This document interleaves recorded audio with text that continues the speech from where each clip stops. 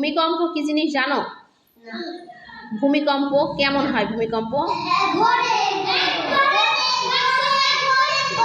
ভূমিকম্প কেমন হয়?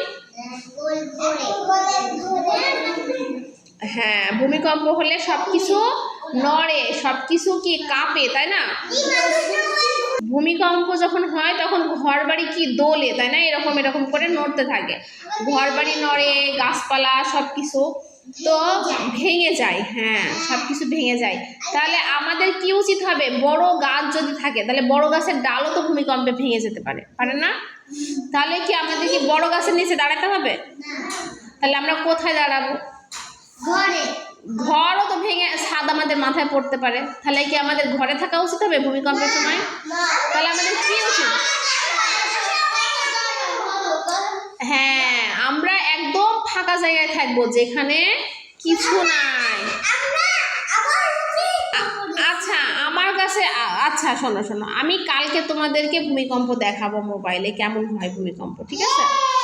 আচ্ছা, তাহলে ভূমিকম্প যখন হবে তখন আমরা কি করব? ফাঁকা জায়গায় যেয়ে দাঁড়াবো, তাই না? কোনো কিছুর নিচে দাঁড়াবো না, কিন্তু সেটা ভেঙে আমাদের মাথায় পড়তে পারে। এটা হচ্ছে যদি আমাদের আমরা কি আগুন নিয়ে খেলা করি? কেউ আগুন নিয়ে খেললে কি হয়? হাত পা যদি পুড়ে যায় তাহলে কি হবে? আমরা ব্যথা পাবো না? হ্যাঁ, আমরা কেউ আগুন নিয়ে খেলবো না, আগুন নিয়ে খেললে আমাদের গায়ে ধরে যেতে পারে, তাই না? আর যদি যদি আমাদের মনে করো আমাদের কাপড়ে আগুন লেগে গেছে কোনোভাবে, তাহলে তখন আমরা কি করব? যখন আমাদের কাপড়ে আগুন লেগে যাবে তাহলে আমরা কি করব? আগুন নিভানো স্প্রে দেব, তাই তো? এবার আগুন নিভানো স্প্রে যদি না থাকে, হ্যাঁ লাবিব কি বললা? পানি দেব। হ্যাঁ, আশেপাশে যদি পানি না থাকে তাহলে আমরা কি করব? কাপড় খুলে ফেলবো, তাই না? এবার মনে করো কাপড় তাড়াতাড়ি খুলতে পারছি না, তাহলে কি করব? পানিও নাই, অনেক দূরে পানি, তাহলে কি করব আমরা তখন?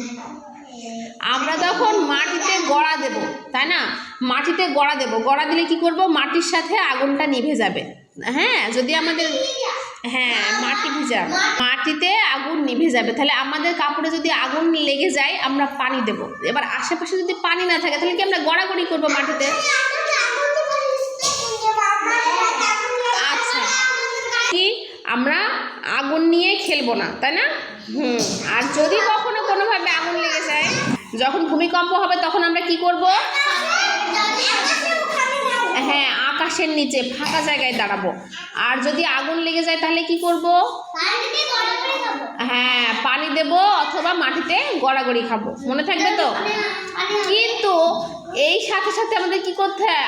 আমাদের বাবা মাকে জানাতে হবে না, আমরা একা একা তো করলে হবে না। এখন বাবা মা যখন না থাকবে তখন, কিন্তু বাবা মা আশেপাশে থাকলে অবশ্যই বাবা মাকে জানাতে হবে না? হ্যাঁ, আমরা তো ছোট, এখন অনেক ছোট না, এখন তো আমরা একা একা কিছুই করতে পারি না, কিন্তু অ্যাক্সিডেন্ট তো হতেই পারে, তাই না? একটা দুর্ঘটনা হতে পারে, দুর্ঘটনা ঘটলে সবচেয়ে আগে কাকে জানাতে হবে?